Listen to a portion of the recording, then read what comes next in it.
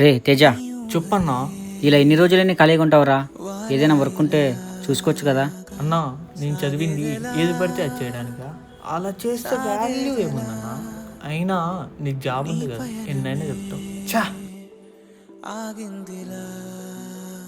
వీడేంటి ఇక్కడున్నాడు? నువ్వేంది, నీ వర్క్ ఏంట్రా అసలు? రే, ఈ మధ్య ఇంట్లో ఖర్చులు పెరిగాయిరా. నువ్వు ఎంప్లాయర్ రా, ఎవరైనా చూస్తే ఏమనుకుంటారు చెప్పు.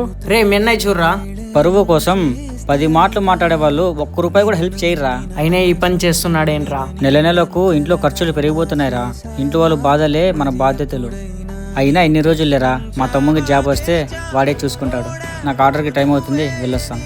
అయినా చదువులు తెలివినిస్తాయి, బాధలు బాధ్యతలు ఇస్తాయి. పరువు కన్నా బాధ్యతలే గొప్పవి మనం. అయినా ఏ పని చేస్తే ఏమని చెప్పు.